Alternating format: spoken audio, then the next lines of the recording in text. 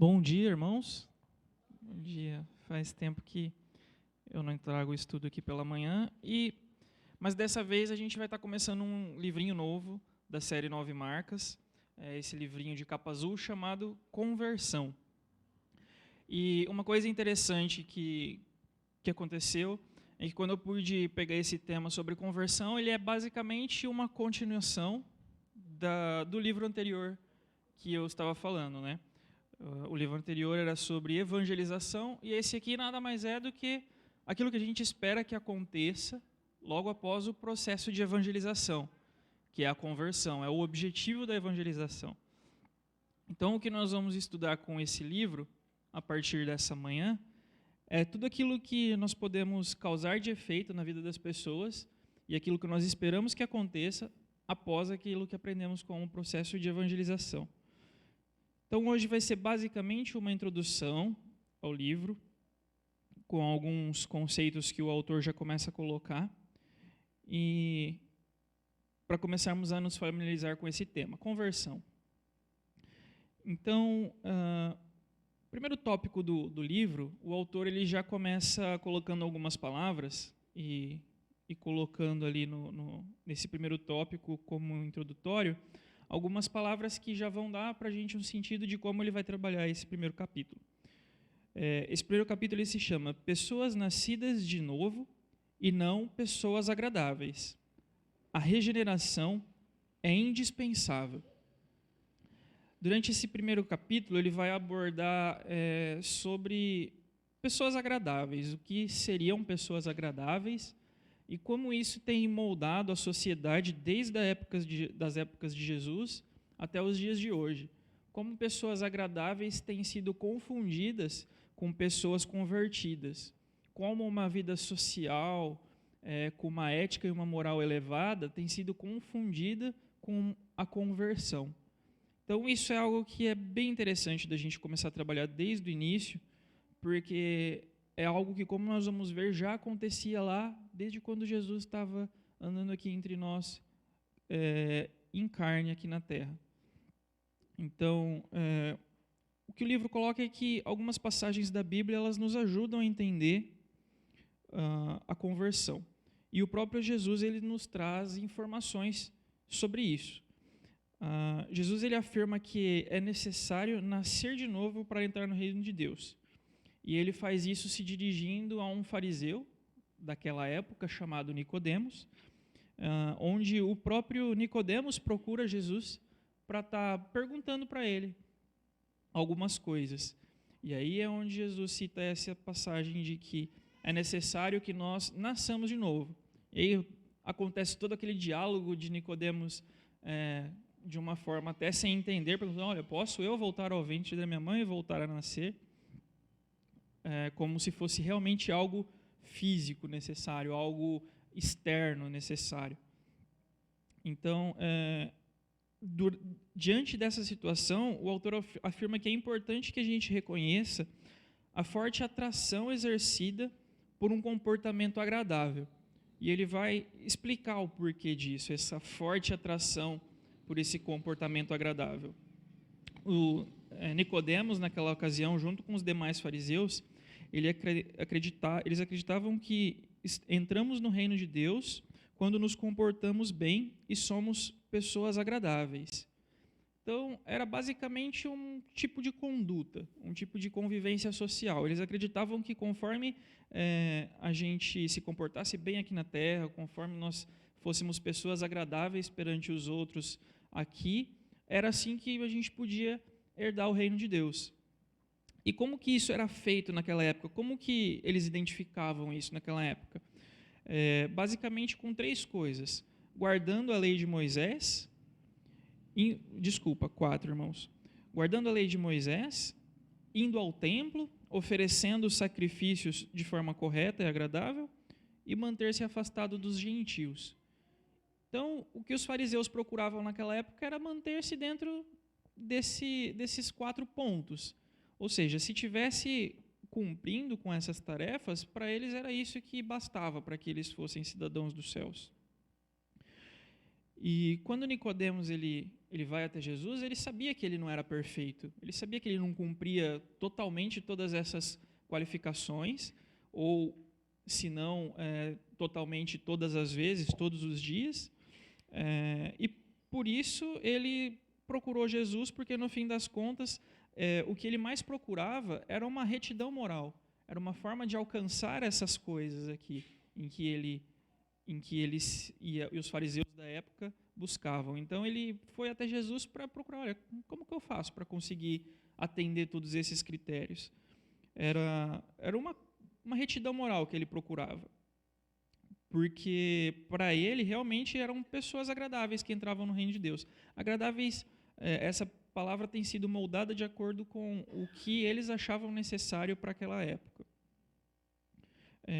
E aí o autor cita que hoje em dia existem diferentes tipos de pessoas agradáveis, levando em consideração os padrões sociais e morais de hoje em dia. Ou seja, se a gente transportar Nicodemos para os dias de hoje, daria basicamente na mesma, só que aí a gente poderia pegar uma pessoa que vive de forma que ela não bebe, ela não fuma, ela não trai, ela não tem alguns relacionamentos com pessoas que têm má índole. Então, esse tipo de comportamento agradável que o autor destaca é uma pessoa que quer viver bem na sociedade, que ela quer ser uma pessoa de sucesso, ela quer ser reconhecida como uma pessoa generosa, bondosa, que se comunica bem, que tem amizade com todos, que ela consegue viver na sociedade de forma harmônica com tudo que acontece, que ela muitas vezes fica em cima do muro para algumas situações polêmicas e não se posiciona, ou tenta apaziguar quando o assunto começa a ficar um pouco mais áspero. Então, apesar dessa variedade de pessoas agradáveis que existe no mundo hoje em dia, o autor ele destaca que a atração por esse comportamento não mudou muito desde a época de Jesus para cá. Essa busca por ser uma pessoa cada vez mais aceita na sociedade de forma moral e ética, ela continua até os dias de hoje. Acredito que, de certo ponto, em cada um de nós isso acontece, não com os mesmos objetivos que o Nicodemos buscava naquela época, né, achando que era isso que ia fazer com que ele fosse um cidadão dos céus. Mas, de certa forma, todos nós buscamos viver dentro de padrões éticos e morais para que a gente possa se enquadrar na sociedade. Então, isso não mudou muito daquela época para cá. Ser uma pessoa agradável moralmente e que está se tornando correta cada dia mais, significa se sentir bem a respeito de si mesmo. Ou seja, você olha para quem você era há 5, 10 anos atrás e você para e reflete hoje, poxa, hoje eu sou uma pessoa melhor do que eu era. Isso traz algum benefício próprio, a gente se sente bem. Ninguém quer ver se tornando uma pessoa pior ao longo do tempo. Então, são esses tipos de atrações, e quando elas começam a ser confundidas com uma conversão, é que o autor destaca que começa a se tornar perigoso. E essa atratividade comportamental, como ele chama, se baseia em basicamente 3 ideias.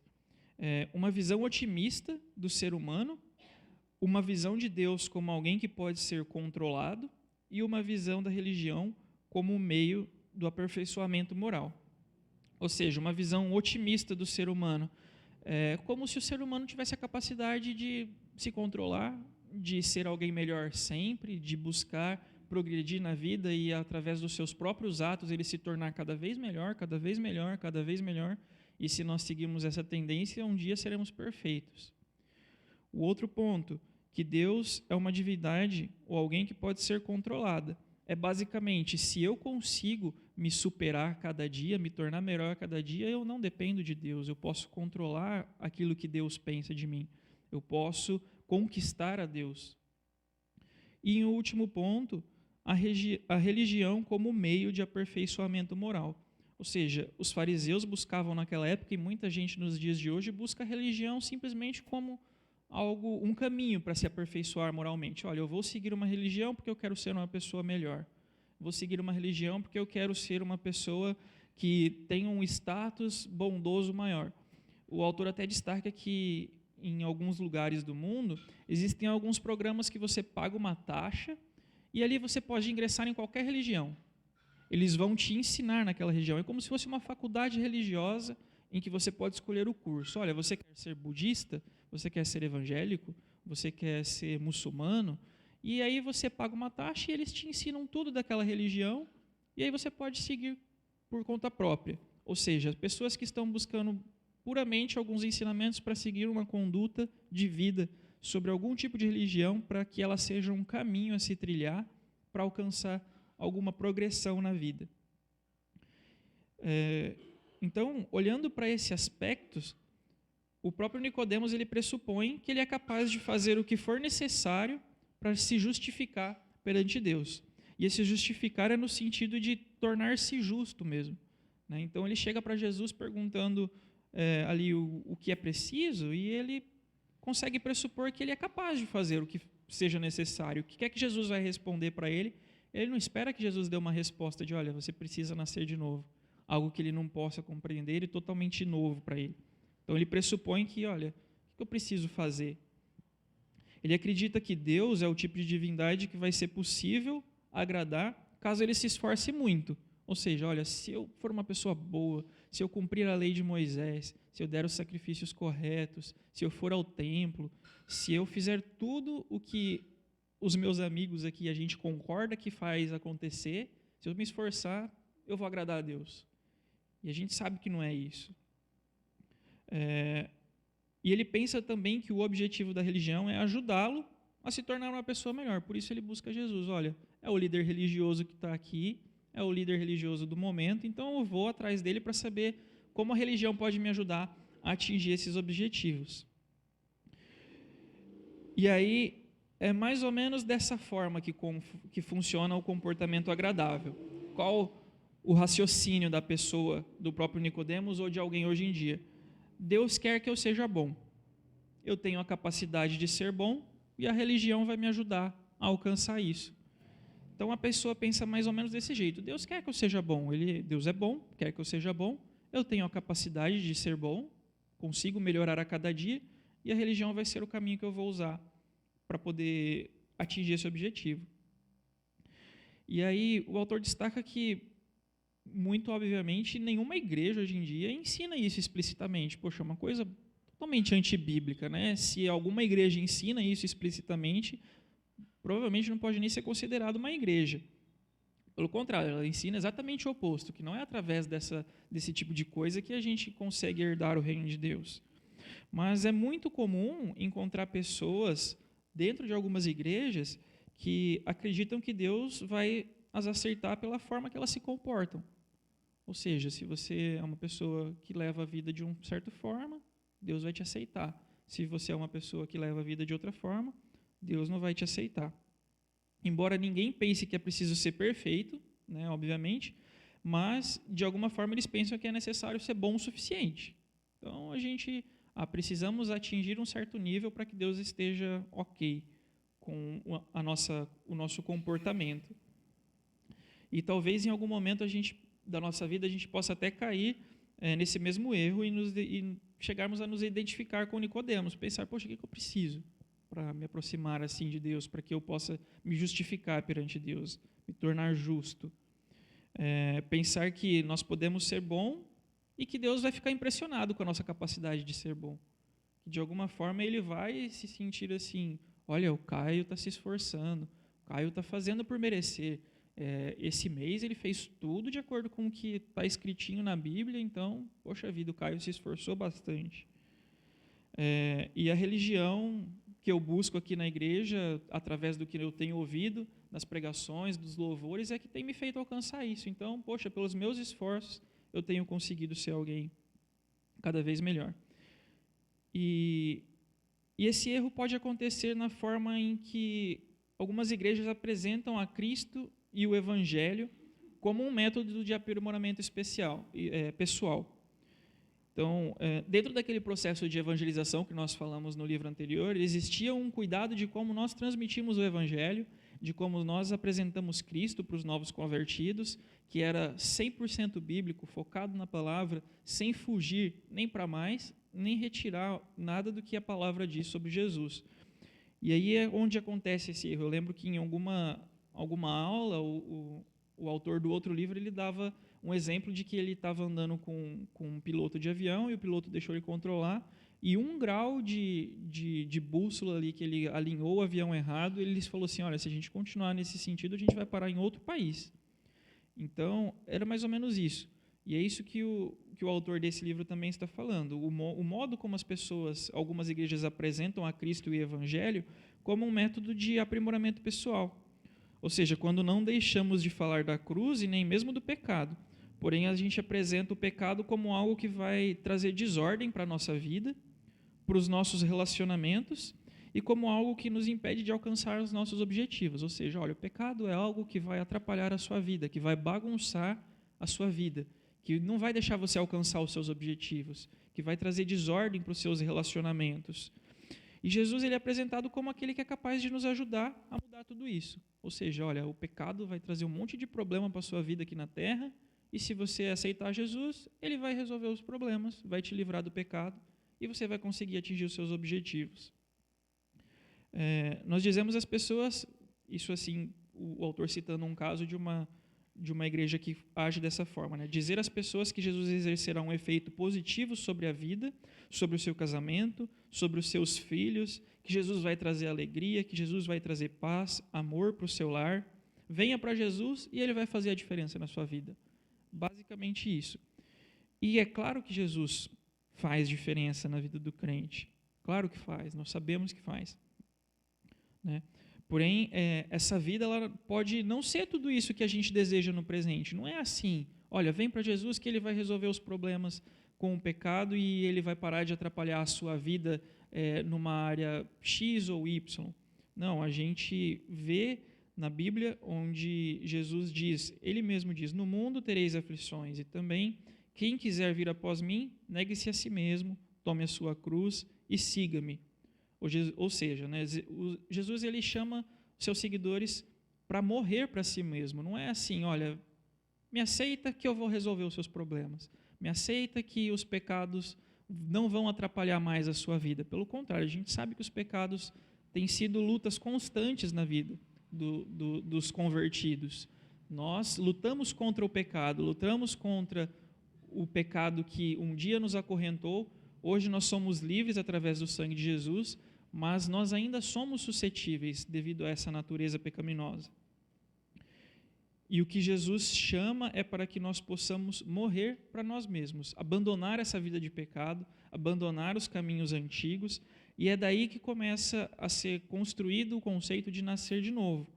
Então, a partir do princípio de morrer para nós mesmos, era ali onde Jesus queria ensinar para Nicodemos que era necessário nascer de novo. O grande problema desse comportamento agradável é que em algum momento a pessoa percebe que não precisa de Jesus para agir dessa forma. Então ela até começa achando que essa é a solução. Olha, eu posso alcançar o que eu preciso para me justificar perante Deus, eu vou buscar na religião, em Jesus, um meio para isso. Mas chega algum ponto que ela vai perceber que ela não precisa de Jesus para ser uma pessoa bem aceita na sociedade, que ela precisa de Jesus para ser uma pessoa que convive bem no seu emprego, que convive bem na sua família. De alguma forma isso vai ficando de lado naturalmente. Ela percebe isso e acaba fazendo isso pouco a pouco. E quando vê, elas já estão muito distantes de uma verdadeira conversão. Ou seja, pessoas que nós sabemos que são pecadoras, que não são convertidas e que têm uma vida social completamente plena, completamente bem aceitas numa sociedade atual. E isso não quer dizer que a pessoa é convertida. Então, é fora do padrão de conversão. Para sermos justificados diante de Deus, nós não precisamos de um aprimoramento pessoal. Nós precisamos começar do zero.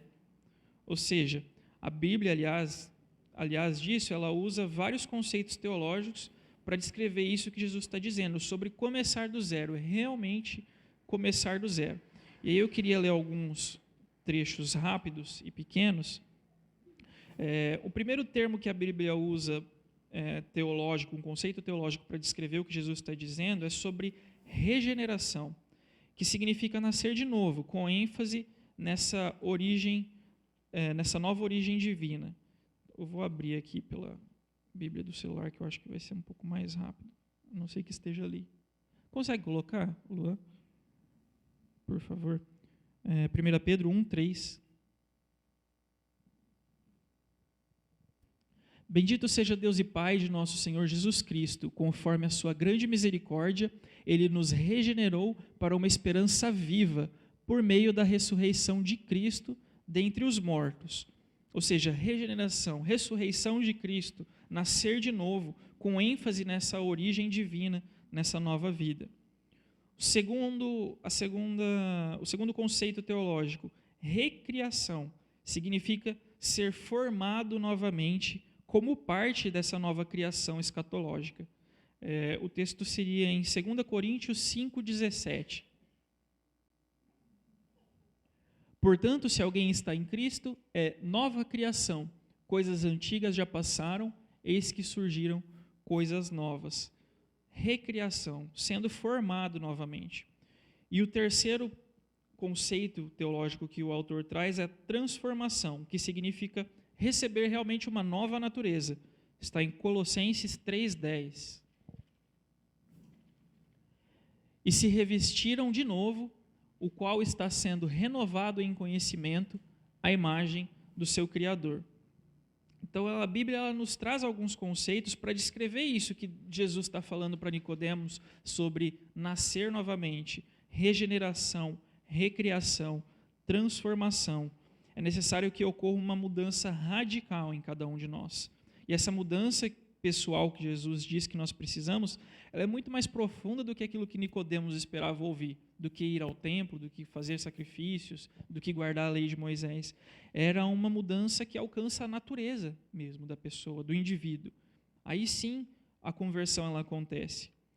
Quando Deus nos criou, lá no Jardim do Éden, Ele criou-nos para amá-lo, adorá-lo e encontrarmos nele a nossa maior satisfação. Porém, lá quando os nossos primeiros pais eles pecaram, eles se separaram de Deus, se rebelaram contra Deus, eles corromperam essa natureza, eles corromperam aquilo para que nós fomos criados, aquele objetivo e que Deus nos criou. Criados com uma natureza para amar a Deus, porém, por causa do pecado, hoje nós temos uma natureza cuja tendência é de amarmos a nós mesmos. Então, olha a inversão e de tudo aquilo que Nicodemos já presenciava e não compreendia. Criado numa natureza para amar a Deus, mas por conta do pecado, uma natureza agora com tendência de amarmos a nós mesmos. E é por isso que o autor destaca que esse aprimoramento pessoal, essa atratividade por uma boa conduta moral é perigosa. O amor a si próprio, o aperfeiçoamento a si próprio, sem levar em conta essa nova transformação. Em Efésios 2, de 1 a 3, se puder colocar também, Luan. Vocês estavam mortos em suas transgressões e pecados, nas quais costumavam viver quando seguiam a presente ordem deste mundo e o príncipe do poder do ar, o espírito que agora está atuando nos que vivem na desobediência. Anteriormente, todos nós também vivíamos entre eles, satisfazendo as vontades da nossa carne, seguindo seus desejos e pensamentos. Como os outros, éramos por natureza merecedores da ira. Então, nesse texto, Paulo diz que desde que nós nascemos, nós já estamos mortos nos nossos delitos e pecados. Desde que nós nascemos, já não temos comunhão com Deus e andamos conforme as paixões da nossa carne. Ou seja, basicamente somos mortos-vivos, né? Somos zumbis andando pela terra, sem realmente ter uma vida em Cristo, em Deus. E por esse motivo é que o bom comportamento não funciona, irmãos. Por isso que o comportamento ideal perante a sociedade não vai funcionar. Nós nascemos mortos em nossos delitos e pecados e nós vivemos conforme as paixões da nossa carne. O bom comportamento por si só não basta. Nós precisamos ser verdadeiramente regenerados através desse novo nascimento. E esse novo nascimento nós vamos continuar conversando um pouco mais na próxima aula. Esse era apenas a introdução para o livro e eu passo agora a palavra para o Tiago.